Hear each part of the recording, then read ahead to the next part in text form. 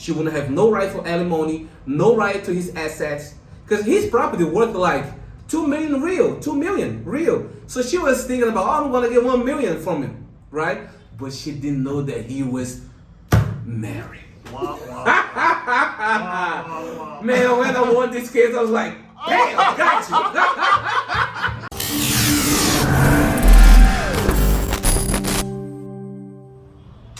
All right, y'all, I got a special guest here that I met last year on the Black Man's Option YouTube channel. And his name is Marcus, and he's an attorney here in Rio de Janeiro. And Marcus, what's going on? How you doing? I'm great. All yeah, right. Man, I remember that interview was great. You know, we had an awesome conversation, you know. And yeah, man, let's get it on. Okay, cool. At first, I wanted to get into your background. Can Yeah. you tell us a little bit about your background, how you became a lawyer in Rio? Man, this is a crazy story. I had an older brother that was a lawyer, right? And he kind of inspired me a lot to become a lawyer. And first, I went to the United States to try to make a better living, right? It was around like 2005, and I stayed there until like 2008, when they have that big crisis, the economic crisis back in 2008. And then I came back to Brazil, right? I didn't have any idea what I was gonna do, right? And then I got inspired by my older brother. He was a criminal lawyer, very successful. And then I joined into the law school. You know, I worked hard. I passed the bar. I was even like in college still, you know.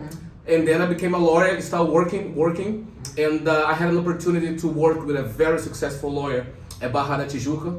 It was a woman, very smart lady, man. She taught me everything that I know. And then I started like work with family law and do some criminal things too, you know, civil. And yeah, I mean, that's my story. And then I became a lawyer, started like practicing, and accidentally, I had a friend that's a lawyer, right? And then he was like, Marcus, I have this like American client, but I don't speak English, man. It was a referral, you know? So can you help me with that? And I was like, okay. He knew that I speak English and all that. And then we had a meeting. It was a black couple, you know, two seniors, and they had a problem with the property that people kind of, you know, invading, and they're trying to kick them out. And then this is where my journey starts with the American crowd, you know. And then I, you know, start working, and here I am. Excellent. I showed my girlfriend your one of your videos on your Instagram. She thought you were American. Oh yeah, for real? I said, he looks American. Everybody says that, man. Because you speak really good English. I appreciate it. Thank you, Really, my really brother. good. Yeah. People say that I have an accent. I still got my accent, but I mean, A little bit. But yeah. Yeah. That's pretty cool. good, man. That's good. So how different is Brazilian law compared to what Americans might be used to? Oh man, it's a great difference. I mean, American law is more strict. And you guys work with precedents, you know, like jurisprudence and things like that. In Brazil, we more like a civil law, you know, codes and all that stuff. But I mean, overall, I believe that in America, you guys are more, how can I put in the best way? More, you guys follow more the law, more strict, and you guys like are very hard on who break the law.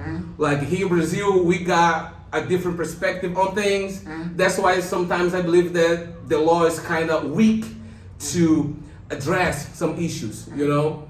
But yeah, this is the difference that I kind of see from America and Brazilian law, you know. For instance, like if a person committed a murder in America, I mean, how much time would they spend in jail? If they commit a serious murder. A serious murder? A serious murder. At least 10 years. At least. At least 10 At years. the very minimum, I think. I've Oh, seen yeah. people get out in 10 years. Wow. Yeah. You know, in Brazil, you could be convicted for like 6 years. Yeah. And then you out in like 3. Yeah. You know? Yeah. So yeah, this type of things, you know. Wow. And depends on what kind of law, what kind of law we're talking. Because like family law is different, criminal law. Our criminal law, I think, from my perspective as a lawyer, is kind of weak. You know? Wow. Yeah. Yeah. What are some of the biggest misconceptions that foreigners have when they come to Brazil? About the law? Yeah. Or overall? Yeah. About the law? Yeah. Man, that's a great question. I mean, it's like Americans get really pissed when the law does not work the way it's supposed to do, right? And some, like for instance, this case about this old couple, right? They're like, Marcus, it's our house, man. I mean, we gotta call the police and kick them out. I mean, you gotta kick them out, blah, blah, blah. And I was like, listen, man, in Brazil it's different. You know, like when people invade your home and you take a long time to kind of call the police or file a lawsuit to kick them out, they have the right to stay there. Wow. And people be like, in America, they get mad. Like, man, this is unbelievable, man. We gotta call the police. We gotta do something. But the law in Brazil is kind of slow. It's a slow process. Like them, they property being invaded since 2013, man. We are in 2025, and the lawsuit is still ongoing. And they have to pay taxes on the property. They have to do all these things, and they live in there. But we still are not capable to kick them out until the judge make a decision on the case. A lot of Americans or foreigners in general complain about the bureaucracy here. Oh yeah. Bureaucracy in Brazil is very, very slow. Oh yeah. It takes a while to get important documents, you know, driver's license and things like that. Yeah. That's another thing I noticed here in Brazil when I first started coming here. The bureaucracy is things don't work as efficient as they do perhaps like in the United States. You completely right. You know why? Because the system, they are not integrated. You know, and like sometimes like Rio does one way, São Paulo does the other way, and even within the cities, you know, so they don't communicate very well, so that make the bureaucracy even worse. Wow. You know? Very complicated. Very complicated. Okay, let's get into visas, immigration, and residency. Okay, let's talk about it. What are some of the most common visa issues you see Americans have when they come to Brazil? Is there like the tourist visa, right? I mean, it's the number one, right? Yeah. And they come to Brazil and they fall in love with Brazil and they want to spend more time. They don't want to be subjected to that 90 days and all that. So I mean, you could progress to the temporary visa, right? If you're a student, if you want to make an investment, if you buy a property, you know, or if you're a nomad. You know, if you're a digital nomad, you could even get a visa, you know? So this is the most visas that I see working, you know, for Americans and foreigners in general, you know? Now, speaking of the tourist visa, you have 90 days. 90 days, yeah. And it's 90 days consecutively. Yes. 180 days in a calendar year. So you stay here for 90 days, you have to leave the country and then come back. Now, if you stay over the 90 days, you get fined. Yeah. Now, at first, it was 20 reais per day. For every day that you stay over, it was 20 reais. But recently, they increased it to 100 reais. Yeah. Earlier this year, I left Brazil. I stayed 1 day over my visa, 1 day. Okay. And they said, you owe 100 reais. I'm like, what? That much? Yeah. What the hell? So I'm like, yeah. So I had to pay. Yeah. In the past, you paid upon re-entry. Okay. When you leave and come back, you pay when you enter the country again. But they said, this time when I got back, they said, you got to pay. Before exactly. I'm like, what the? So I had to find a Polícia Federal and pay them the 100 reais. Wow, do you believe it's because of all this issue that we having with Trump? Yes. Exactly. You know, like it's like a payback. Retaliation. You know, retaliation. Yeah. Retaliation. That's exactly what it was. Now, the digital nomad visa, I was just approved for it. Oh, nice. Recently, so nice. The digital nomad visa, you get the RMN number. That allows you to open a bank account, all that good stuff. Exactly. Get access to loans and stuff like that. Yeah. So I finally was able to do that. Congratulations, man. Thank you. Now I'm official. Finally. Now I'm official. Can you explain the difference between, how easy is it for an American to legally extend their stay beyond 90 days? If they want to stay longer, how do they legally do that? Legally, they could ask for an extension. You know, just to submit submit the request, and see if you get approval to get, past the 90 days. You know. How can someone transition from being a tourist to becoming a legal resident in Brazil? All right. They will have to set up a life here in Brazil, start getting ties with Brazil, you know, and change their status from tourist visa for a temporary visa, right? Because this is going to allow you to get your RNE and all that stuff. But I think the first thing is you need to get comfortable with Brazil and see if that is what you want, you know? Because if that is what you want, the road is not that complicated. But you need to have some legal guidance, somebody that is a professional to make it easier in a shorter amount of time to get, completely legal in Brazil, to make that transition from a tourist to a resident, It takes some time, but I mean, within 6 months or something like that, you couldn't make it happen. One question, some of my subscribers ask me, or they tell me, Dennis, I want to move to Brazil. And I asked them, have you ever been here? That's a great question. And a lot of them say no. I say, that's not a good idea. Don't move here right away. Come here, see the good, the bad, and the ugly. Oh, yeah. Make connections, get to know people. Yeah. Visit a few times, and then decide whether you want to move here or not. That's right. Because Brazil is not easy. It's not easy. It's not easy at all. It's not easy at all. But like coming from America, you have like resources, right? If you're coming from America, the dollar compared to Rio is doing way better. So like, yeah, if you want to live to Brazil, like you say, you gotta come here, see the culture, see if you're gonna like it, and don't get, misled about TV and stuff like that. Yeah. Because like some people, but most of the people that come down here, they fall in love with Brazil. Including myself. Including myself. I was talking to an Uber driver recently. Yeah. He said, this here, Zona Sul, Copacabana, the beaches, that's a fantasy. It is a fantasy. And then there's the real backdrop. Brazil. Yes. That's the part that people got to know about. You know what I'm saying? Do you know a little bit about, the other part of Brazil? Yes, I do. Yeah. I do. I've seen the good, the bad, and the ugly. That's good. Yeah. That's because like the guy said, here in Copacabana is a tourist town. Exactly. Right? Yeah. You got the police, you got all the goods, you got the beauty, right? But once you step out of this, you're gonna see a lot of things that are different from this little area. Yes. Right? Yes. Here you face insecurity, some things like that, you can get robbed, stuff like that, but not like on the outskirts. You gotta know how to move. Case in point. Years ago, my ex-girlfriend, she lived in the North Zone. Okay. In a favela.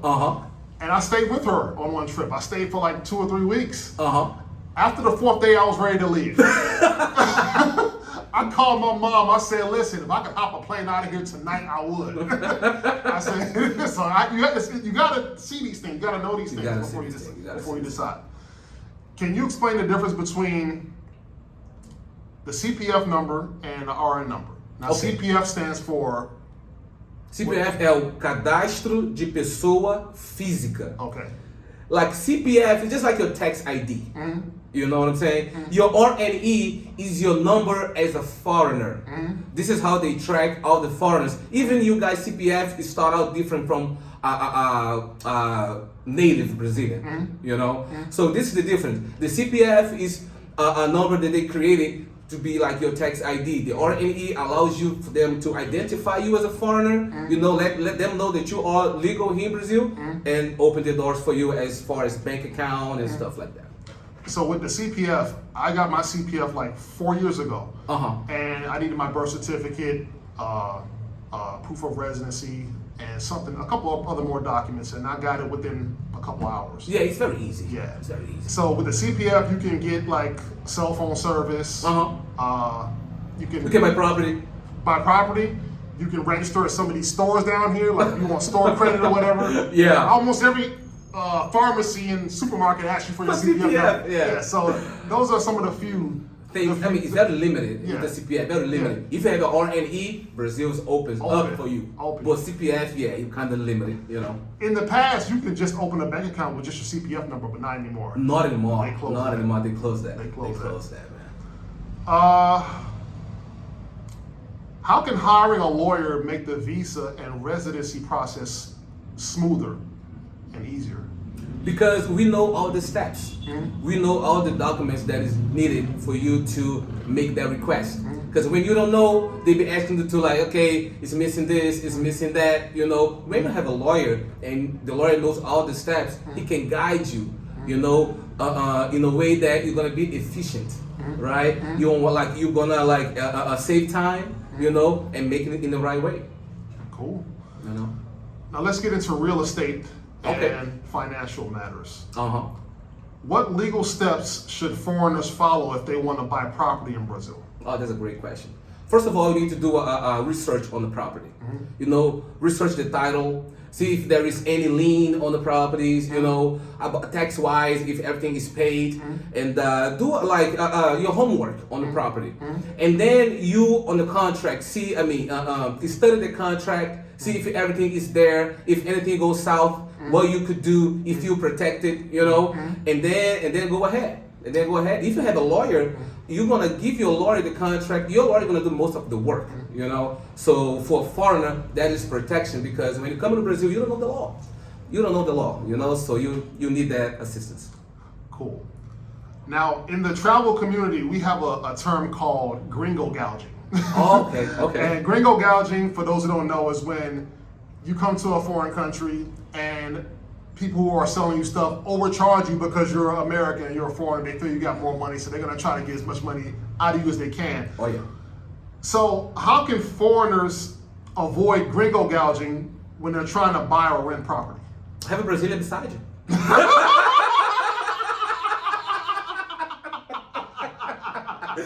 Man, once you open your mouth, it's over. It's over. It's over. A quick example. I have a niece, right? She working on a shop when they like kind of shave you, stuff like that. And then she brought like 2 Americans with her. They don't have like a promotion, like charge less than they used to. When the owner was like, "Are they Americans?" And she was like, "Yeah, they are." So why did you charge them this? Why didn't you charge them that? And she was like, "But they are people just like any other person. They're just Americans. But I think it's for everybody." No, but they Gringo. You gotta charge them more. And I was like, wow, man. Even on the beach here, like this past week, I was on the beach. I bought a guy was selling corn. Okay. Now normally a corn is anywhere from 10 reais to 15. No more than 13 for me. Okay. So this dude was trying to charge me 20. Wow. I'm like, come on, man, really? I said, no. Okay. And then he said, okay, 15. I said, nope. He said, okay, 12. I said, okay. No, it's the right price. Yeah, man.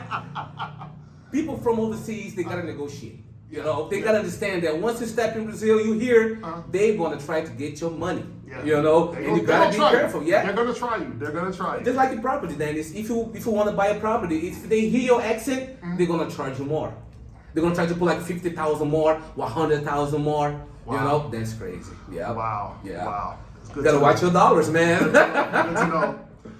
Can a foreigner own property in Brazil in their own name? Yeah. Yeah. They can. Okay. Yeah. Okay. You only need to have your CPF, and you're good to go. Okay. You're good to go. What kind of scams or legal traps have you seen happen in real estate deals with foreigners?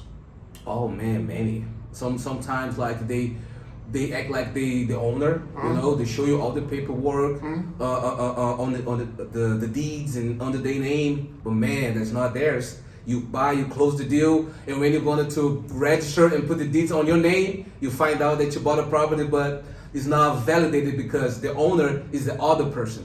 So they cannot put the property under your name, you know, because it's a false contract, you know, and you got to be very careful, you know, when you deal with contracts here in Brazil. Are there specific neighborhoods or property types where foreigners should be extra cautious? Oh yeah. Like on the outskirts, you know, if you hit Copacabana, Ipanema, Barra da Tijuca, it's harder, you know, to these type of things to happen. But on the outskirts, on the north zone, and like São Cristóvão, Tijuca, you gotta be careful because people over there, even if it's like, dealing directly with them, they could be like part of a scam, you know. And once you pay your money, man, the money's gone. It's gone. It's gone. For those who don't know, São Cristóvão and Tijuca, those are like lower class neighborhoods. Oh yeah. Yeah. So. Yeah. Baixada, Fluminense. Yeah, I've heard that. Know, yeah. Have you ever been there? No. I've been up north though, but I've never been there. Don't go by yourself though. No, never. I tell my followers, don't go to a favela alone. Don't do that. Don't do that. I mean, I just want to make clear, like, they don't want problems. People in the favela, they're not dumb, right? Like, they're not going to kill you or do anything stupid. Only if you do something very stupid. Yes. You know, because people love Americans. Whether they like it or not, we have like, I think with Americans, you know, we love your guys' culture, music, everything. So if you go to the favela alone, people just gonna try to get your money, man. You know, I mean, they won't like hurt you, kill you, nothing like that. But if you don't know the rules, some rules, and you step outside of that boundary, you could get in trouble. Wow. You could get in trouble. For example, I don't know if you noticed that. Lately, you know, he really got factions, right? Yes. Red Command, Third Command, and stuff like that. For those who don't know, factions means gangs here. Yeah. In Brazil. Yeah. So the Third Command saying that you're not allowed to wear Adidas. No. The Red Command say that you're not allowed to wear Adidas because it got 3 stripes. And they're referred to Third Command. They're enemies, right? So what happened last week? Some business owner had to like get rid of the Adidas stock or products because the gangster says you're not gonna sell this here. Wow. Because this is referred to Third Command, you're not gonna be able to sell this here. Anything Adidas? Anything Adidas, shoes, flip flops, anything. Wow. And if you don't know that, you go to a place like that with Adidas, you could get checked. Yeah. You know, by the gangsters. Yeah. They like question you with the AK-47s and pistols, and they're gonna be all over you asking you questions. You're gonna get intimidated. But you don't know the rules, and they don't care. You're supposed to know. Right. You know what I'm saying? Yeah. Okay, criminal law and legal emergencies. Like in the interview with the Black Man's Option with Eric Spencer. Yeah. You talked about the bullet case. Oh yeah. And why was it treated so severely by the Brazilian authorities? Was because they were like, because here in Brazil we have a statute against guns at all. So you're not supposed to be carrying guns or having any ammunition or nothing like that. So in Brazil are very serious about that. So he brought supposedly ammunition without knowing inside of his suitcase. He said that he got in the country with the bullets, had his fun. When he was going home, they found the bullets. So they accused him to possession of ammunition, and here in Brazil is a serious crime. I know in America it's like guns to you guys is nothing, right? It's nothing, but here in Brazil they take it very serious. So that's what intrigued the authorities here. So why this guy came here with the bullets and nobody checked, nothing happened, and now he want to go back home and now he got these bullets? So they thought that he bought something here. He went to the favelas and bought some ammunitions and stuff like that. You know, they were thinking that. Wow. You know. What was the legal strategy you used to get his charges reduced from trafficking to possession? Because in this case, it was not proved by the state that he had the intent of, smuggling in or trafficking bullets or guns or nothing like that. He just had the ammunition on his hand, on his suitcase. So you cannot charge a person for trafficking if it's not other elements that's going to corroborate, that action as okay, you're going to be a trafficker. No, you need more than just the bullets. Otherwise, you could be committing an injustice. Wow. So that was the whole argument behind that. How does the Brazilian legal system typically treat foreigners who commit accidental offenses? Like they do something, they don't know anything, and they get caught. It's an accident. How does the Brazilian legal system treat a foreigner? Depends who you are. Okay. Depends who you are. Like I don't want to put the race card, but in this case with this guy, he was a black man, right? I don't know if you know Frank Mir from UFC, old UFC champion Frank Mir. Yeah. He was caught in São Paulo with guns and bullets. Wow. And he was supposed to fight in São Paulo, right? So Danny White called some authorities, they got a little deal, and Frank Mir was ready to go. He was cool, he was clean. But this guy, he didn't have no Danny White behind him, and he spent 9 months in jail. In the Brazilian jail. Jail. No, not 9 months, 9 days. So 9 days in the Brazilian jail, and he was they didn't let him go home for 9 months. 9 months. He was stuck in Brazil. Wow. And he was like, Marcus, I'm running out of resources. My family's running out of resources. If this takes much longer than this, I'm not going to be able to provide for myself here. So this was when, luckily, the case ended and he was able to go back home. Wow. And he paid for that. Wow. Yeah. What are some other real cases where foreigners got into serious legal trouble unexpectedly here? Drugs. Sometimes carrying drugs. Carrying some cocaine and some drugs and stuff like that. And even with the police, you gotta be, careful, because sometimes we have bad cops as well. So because foreigners, they don't know the law. So sometimes they are caught with a little bit of weed, a little bit of cocaine, this and that, and the cops just like harass them, put all that fear in them. You're gonna go to jail. You're gonna happen this, happen that, and foreigners ended up giving them money or doing whatever they want them to do because they don't know the law. And in Brazil, the criminal law says you're not supposed to produce evidence against yourself. The law gives you the right to lie. Like if a cops pull you over, you're not supposed to be like, okay, I have weed on me, I have cocaine on me. No, the law does not force you to produce evidence against yourself. So you could lie to the officer, I don't have no weed, I don't have no nothing. If they find it, okay, but if they don't find it, the law is not gonna, punish you for that. Wow. Yeah. What should someone do if they're arrested or detained in Brazil? Keep silence, don't say nothing, and get your lawyer right away. You're not supposed to talk. How important is it to contact a lawyer immediately in these situations? Whoa, man, that's very important, because when you get arrested in Brazil, they're gonna take you to the police department, right? The police station, and then they're gonna file, get your report. If you have a lawyer beside you, I know the law. I know, all the fines and how the system goes. So I'm gonna advise you to say this, say that. Don't say this, say it like that.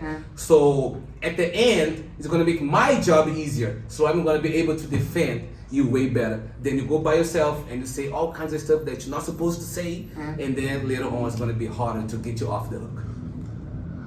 Now, you spent some time in the United States. Yes, I did. This is a very important question. What are some of the main differences between Brazilian jails and the U.S. jails? That's a great question. Man, listen. When I was in America, I got pulled over, right? And I didn't pay some fine, some tickets, so they put me in jail for like a weekend. And then I was arrested on Friday, and the cops were like, "Listen, man, can you pay this ticket? And we're gonna let you go." And I was like, "Man, I don't have the money now, blah blah."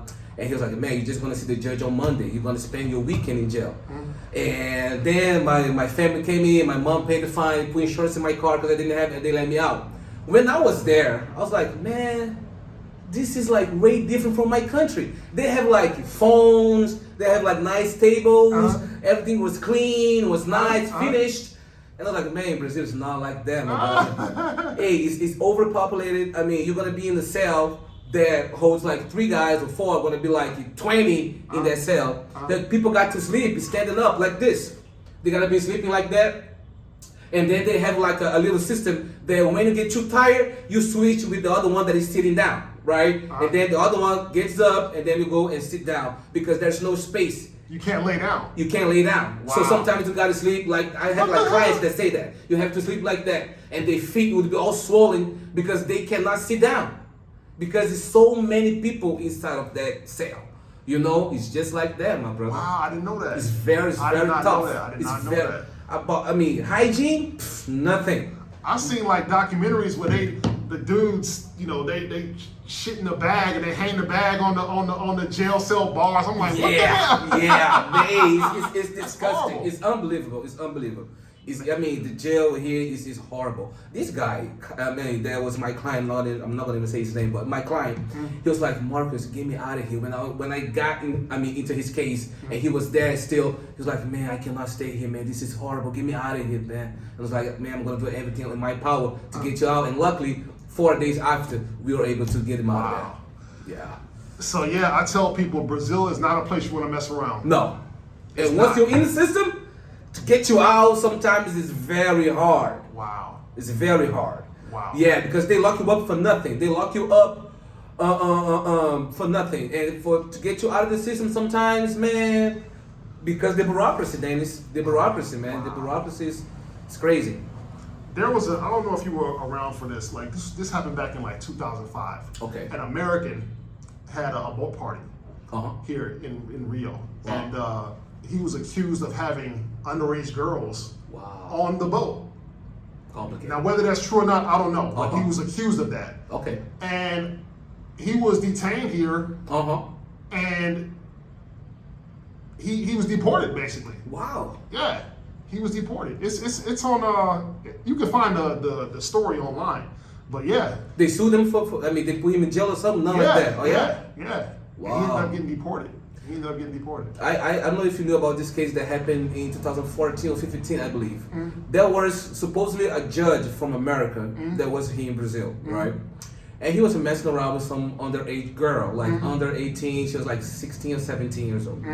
He came to Rio the first time, had a great time with her, went back to the States, and he was like, when I get back here, I want to see you. Okay.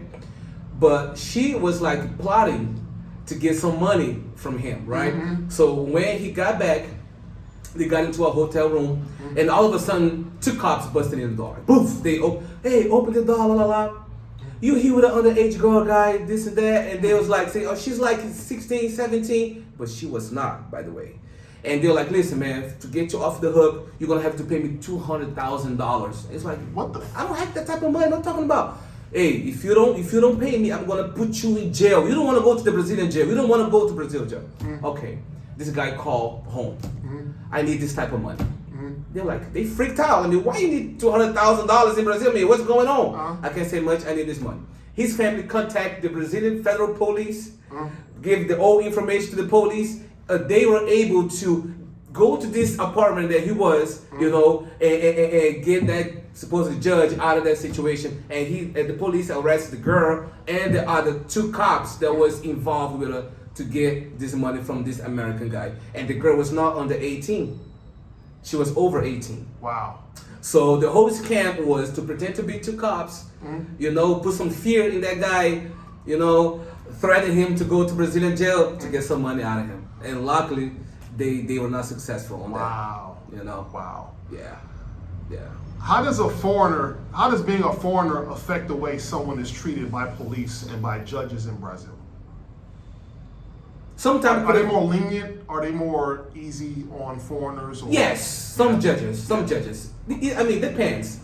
Some judges are very hard. Some judges sometimes don't like Americans. You got people that don't like Americans too. Even though most of us love Americans, some people got hate, you know? And they might see, oh, you got in America, la la la, I'm gonna try to, you know, go hard on you. But overall, I believe that people are trying to be very fair with foreigners, you know? Cool. Relationships, stable unions, and legal risks. Oh, here we go. Here we go. Can you explain what a stable union is in Brazilian law? Okay, stable union. If you have a girlfriend, right, and you stay with her for like 6 months, you guys live together at the same place, got everything together. If you guys break up and you got some money, she could file a lawsuit to get your union recognized by the state that we call a stable union. So she would have the rights as a wife. You know, she could get half of her stuff. She could be entitled to alimony, you know, if she doesn't work. And sometimes even a part of her property, you know. She could kick you out of your property because the Brazilian law protects women. You know, so like if you got money and you got into an argument with your girl, you're gonna be out of the home and she's gonna have the power to stay there. You know, because they protect women like that. Especially if the woman say something about domestic violence. Oh, he was rude to me, he used to beat me, he used to do this, do that. Man, it's a nightmare. I had a client that his girl falsely accused him of domestic violence. The state forced him out of the house and he was paying all the bills and she was there for like 6 months until the case was over. Wow. You know, so you gotta be very careful, man, because in Brazil, the stable unit is real. So in a case like this, let's say a woman wants to file for stable union. How will she prove that she lived with this man for 6 months? Facebook, social media, witness, people that are gonna be like, yeah, they're a couple. Yeah, they lived there for like 6 months, you know, and all of that, you know. So if you are a foreigner, if you don't want to go through that, you know, you got to be careful. what mistakes do men make that make it easier for someone to claim stable union? Man, they fall in love too quick.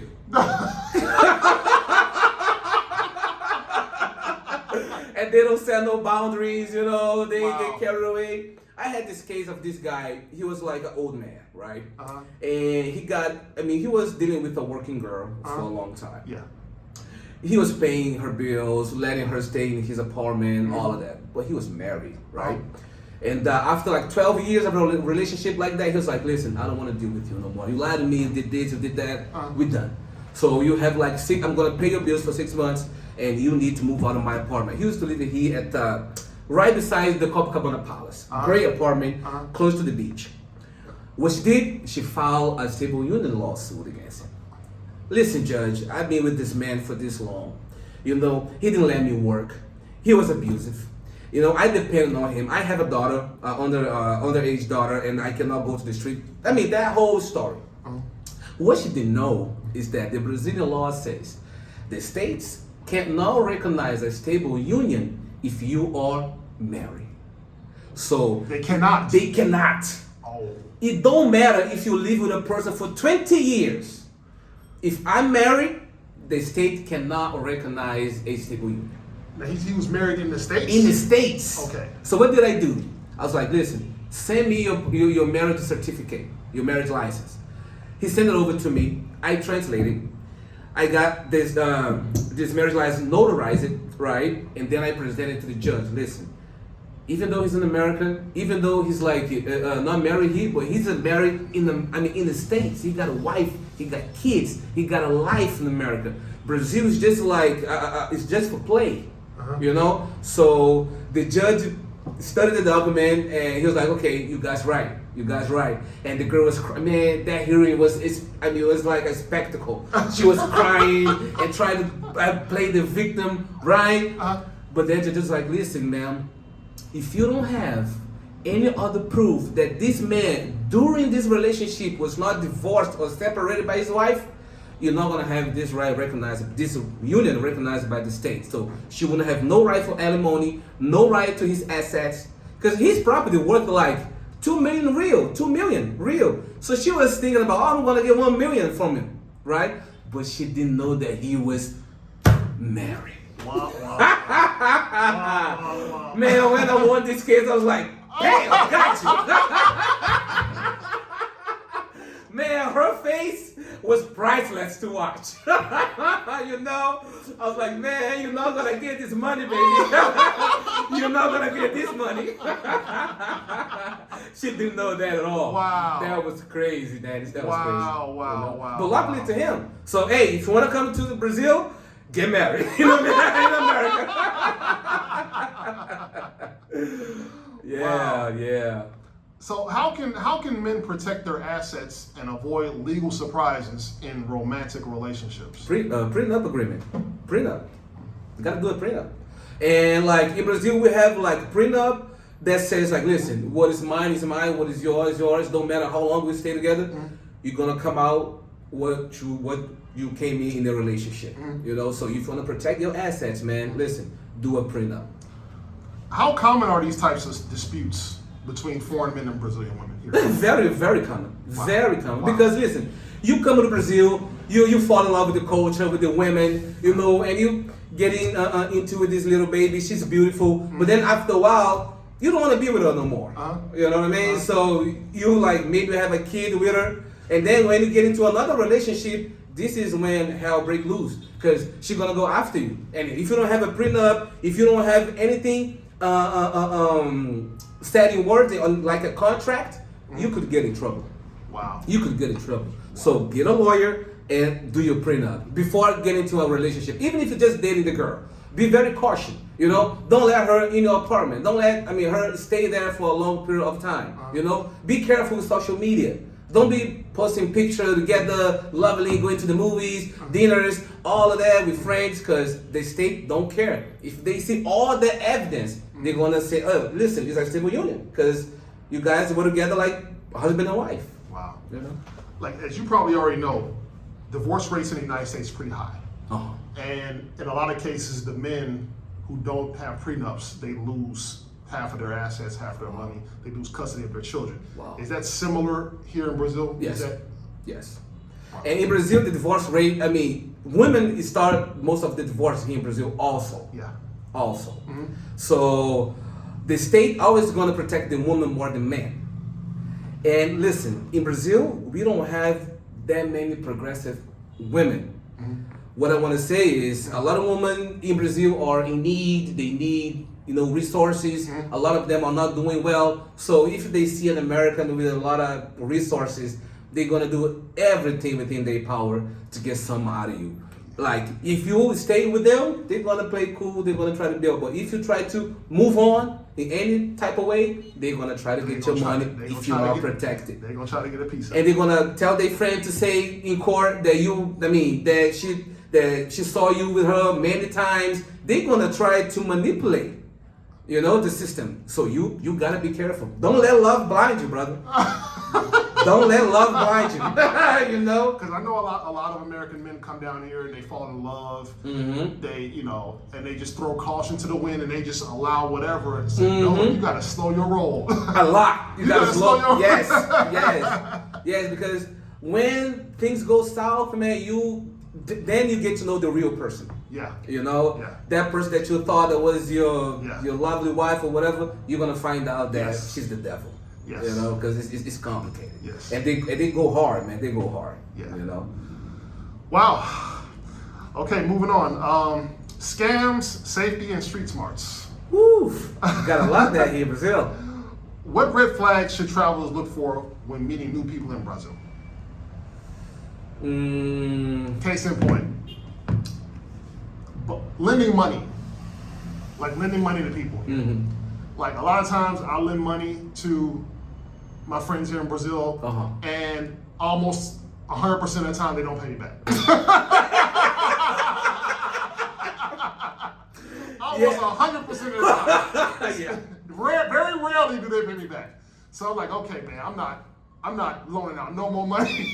Don't do that. Don't do that. Even me, man, I don't lend money to my Brazilian friend only if I'm willing to that I don't care about that money because it's like it's yours, because in Brazil we have this culture, man. They come with you begging, oh man, please, I need this, I'm behind on my rent, I got a car payment, la la la. You lend them the money, but when you go to get your money back, man, they get mad at you. They get mad. I don't know why, but they get mad at you. Oh man, you want that little money? Yeah, but was not too little when you saying you need it. You know what I mean? Are you a gringo? He's a gringo. Yeah, he's a dollars, man. There's nothing to him. It's nothing to him. He's a gringo. Don't lend money like that because people won't pay you back. They will not pay you back. They rather lose the friendship than pay you the money back. Yeah. So as I say, I don't want to lose the friend and the money. I'd rather just lose the friend. Yeah.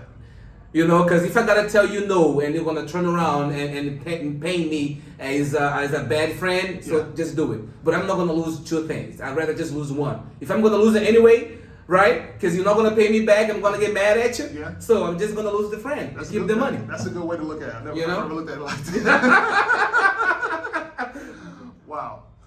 Are there legal protections for foreigners who are scammed or extorted in Brazil? There is. If you're being extorted, you could get legal assistance or call the police or get a lawyer, because we're gonna have ways to try to protect you and get you away from that situation, But people here in Brazil, they scam you all the time with lies. They be bluffing, all that type of stuff. So you gotta be very careful, and especially with things that gonna put some fear in you, Yeah. So yeah. What's the word for that? Golpista? Golpista, yeah. Comment, right? Comment, yeah, golpista. Scammer. You scammer, yeah, golpista. We got a lot of that in here, and especially in Rio, Cariocas, man. We call it here malandro. Carioca é muito malandro. Yeah, because we got that talk, baby. Hey, we got that talk, I heard somebody say, you're not going to out-hustle a Brazilian. Nah, man, because we here. They got game. Very smart. They got game. One thing that they do at the beach when they want to sell you stuff, they look at you, man, look at you. You handsome man. You got the face. Strong man. You look like Denzel Washington, man. They're going to build you up. Yes. right? And then they're gonna be like, listen, man, I need to sell you this. Can you help me? La la la. And if you say no, I don't want it, they're gonna keep going at it until you buy it. Yes. Until you buy it. You know? Yes. Yeah. I've had recently. I heard, oh, you got the face of a rich man. Yeah, trying to massage your ego. Yeah. That's what they do, man. Or if you try to stop them when they go into speech, you try to stop them, they keep going. They keep going. Like, and they follow you. Yeah, they follow you down the street. I'm like, oh my God. Man, one time was me and my American friend. We were close to the mats, right? And we were gonna go to another nightclub. And then this little boy came along. He was like, hey, man, can you give me some money? Cause like I need money for this, for that. And he was like, we were walking, and he was walking with us. And then my friend was like, man, just give him that. But he walked with us for like 2 minutes, right, talking. We gave him like six real. And he was like, man, I walk all this way just for this? Man, I don't want this. Little boy, like 8 years old, like 7 years old. And I'm like, man, this little gangster, man. You know? Trying to get like 100 real out of us. And we're like, you were poor, you're like no resources, why you not gonna take this 6 real? You're like, man, I don't want just that. Throw that money, like give the money back to us, man. Crazy. All right, how should someone respond if they're suddenly being blackmailed or shaken down? Oh man, contact the authorities. You know, and if you have like, you as a foreigner, you need to have a Brazilian friend that you can count. Okay. You need to have that. Yeah. Somebody that is trustworthy, that like you, and that is like 100. You know, because if you have that person, man, you have everything. Because when you deal with another Brazilian, we know that, come on, man, you're not gonna try to, you know, put that trick on me because I know what you're talking about. Yeah. You know, but once they add that accent, man, hey, they gonna try. He's a done deal, tá fechado, like they say. Wow. Tá fechado, you know. Wow. Yeah, it's a wrap. So get you a Brazilian friend, somebody that you can count on that can help you in this type of situation. Okay. All right, last questions. What are the top 3 legal tips you can give to any American or any foreigner before coming to Brazil? Okay, try to study a little bit about the law. You know, about how is the law in that state, the culture, you know, and people face a lot of criminal situation when because they get into fights. Some of them like to do drugs and they don't know if in Brazil what kind of drugs can you use or can you not. So you got to do your homework, you know, and know your rights, and at least a little bit. What can I do if I get pulled over by the cops? What they can do to me? How can I talk to them? You know, what could I say? What could I not say? You know, so you need to know what you're doing. But like, if you get pulled over by the police, keep your mouth shut. Just, if you don't want to talk to them, you don't have to talk to them. You just need to like confirm your name. You cannot lie about your personal identity. So you cannot say that you are Marcus. You could go to jail for that. But you could keep in silence. What's your name? What's your name? I don't want to say nothing. What? They're gonna conduct you to the police station, then you're gonna be safe. If you are at night walking around and you get pulled over, sometimes we got crooked cops, man. You know what I'm saying? And some cops here, they do drugs too. We got all kinds of social problems. So if you get pulled over, just keep in silence, get you a lawyer, you know, and know your rights, you know. But what I would say, keep silence. Wow. Keep silence. I wanted to share this story I heard. A foreigner got into a car accident in the favela, okay? Oh. And he called the police. And bad choice. He was told by the locals, do not call the police. Police! Handle the situation with the other driver, but don't call the cops. Now, why would they say that? Why would they say don't call the cops? Because when you're inside the favela, there is another type of law. There is the state law and the laws within the favela, because the state does not have the power to go inside the favela and run things. Who does that? The gangsters, the factions. So if you have any trouble in the favelas, you go to the gangsters. They're gonna make a decision on it, you know? For instance, if you have a fight in the favelas, right? They're gonna call the gangsters. Who right? Who's wrong? If you're wrong, they could put you on timeout. For example, okay, you're not gonna be able to get out of your apartment for 3 months, and you're gonna have to stay there. Back in the day, when girls used to fight, they used to shave their heads and shave their eyebrow. You know, so if you get in a problem in a favela, you need to resolve that within the locals, you know, and talk with the gangsters. You cannot call the police, because if you call the police and they know that you did, next time that you go back there, you're gonna have problems. They're gonna look at you like a snitch. Wow. Yeah. And just recently, a friend of mine, American friend of mine, he got his phone stolen at a party recently. Inside the favela? At a party here in the South Zone. Okay. And later he did a search on the phone. He tracked the phone. It was in the North Zone. Okay. So he went to the North Zone to try to retrieve his phone, but he couldn't go to the police, obviously.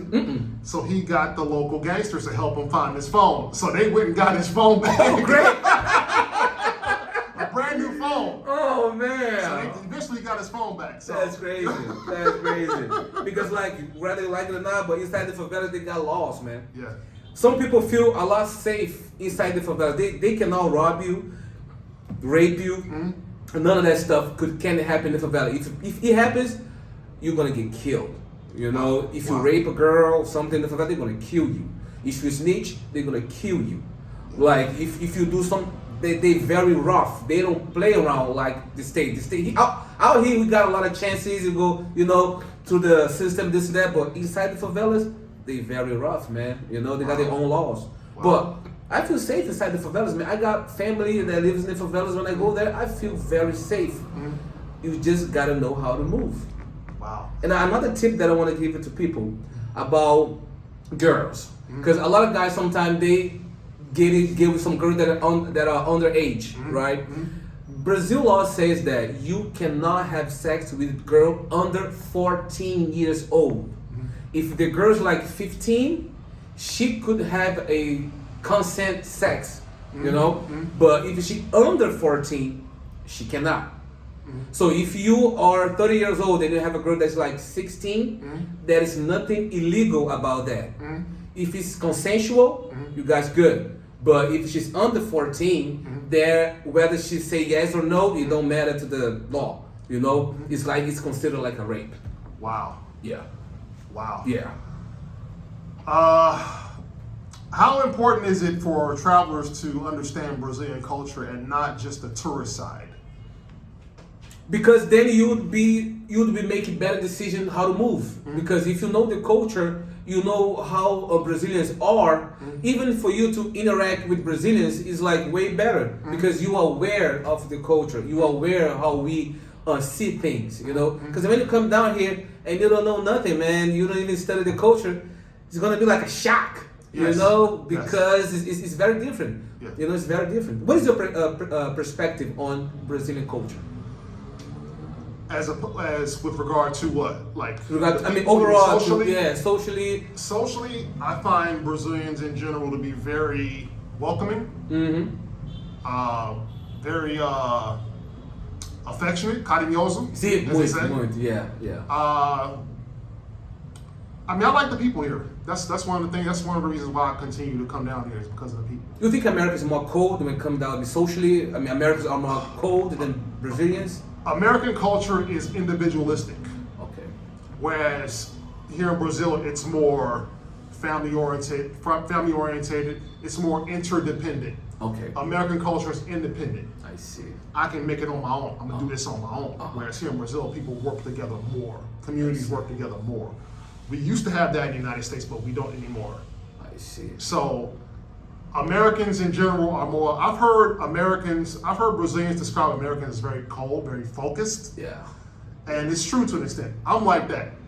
But here, my personality is more compatible with Brazilian culture because I'm an affectionate person. I like talking to strangers, things like that. So I feel like I'm more compatible here than in the United States. Because we are more open to strangers, right? Exactly. Yeah, in America, you guys are more, hey, listen, you're going to keep on walking, yes, you know? Yes. Yeah. For example, when I stop people in the street and ask for directions, like an old lady, let's say it's an old white lady or whatever, she has no fear. You know what I'm saying? I don't see any fear on her. She'll give me directions, you know, no matter what city in Brazil I go to, there's no fear. They just give me the directions. You know, sometimes they'll stop what they're doing and walk with me to wherever I want to go. In the States, it's not so much. You walk up on a random person in the States, they're like, you know, back up a little bit. Yeah, you know what I'm saying? You can see the hesitation, the fear, the hesitancy. Wow. Here, not so much. Wow. So. one thing I was gonna ask you, what is about the kissing on the mouth? Because like here in Brazil, all the girls, if they met you right now, they want to kiss you on the mouth all night. And I've heard a lot of Americans say, "Oh man, I don't do that. Nah, man, she's not my girlfriend. None of that." Yeah. It's like that in America. I mean, people don't just kiss on the mouth right away like we do here. No, here kissing on the mouth is like a handshake. Yes. You know what I'm saying? It doesn't mean nothing. And just because a girl kisses you doesn't mean she's gonna sleep with you. For real. You're right. It does not mean that. It does not mean that at all. Whereas in America, it's not as affectionate, and you have to really fall back a little bit. I see. Case in point, when I go on a date with a Brazilian woman, I can be affectionate, I can touch her, I can hug her, I can kiss her on the first date, and that's normal. In America, you can't really do that. Wow. Because they think you're being too pushy. So you got to fall all the way back. Okay. And keep it cool. Everything has to be cool. Everything has to be breezy. That's the main difference between dating here. That's one of the main differences between trying to date here in Brazil and the United States. Because I saw a post on Rick Ross. He got a new girlfriend, and he was trying to kind of kiss the girl, and the girl kind of fall back like that. Yeah. And everybody was filming it. Yeah. And they thought that she was like, no, I'm not gonna kiss you in public. Yeah. Not even like nothing. Yeah. You know, and I was like, man, Americans are really very, And it's hard making that adjustment coming down here and then going back. Wow. It's hard. You really got I imagine, man. So, last question. Yeah. If someone is planning to relocate to Brazil, what legal steps should they take in their first 6 months? Relocate me, moving down here? Yeah. I think first of all, you need to get your documents straight. You know, like you need your CPF, you need your RNE, you know, and you need to get to know the people. You need to have like a Brazilian connection, you know, and for just that, I mean, get your documents straight, get your knowledge on the culture, you know, get your Brazilian connection, and then you're gonna be straight. You know, this is gonna be the step by step. You know. Wow, that's what's up, man. I'm gonna leave a link in the description to the Brazilian tourist visa website. Yep.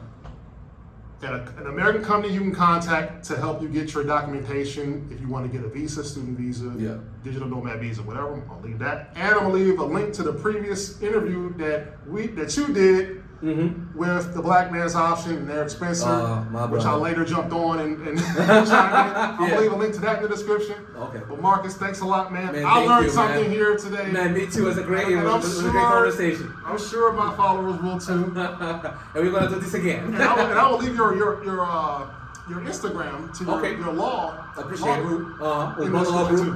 For sure. Get at us. Urbano Law Group. Okay. All right, Marcus. Thanks a lot. You're welcome.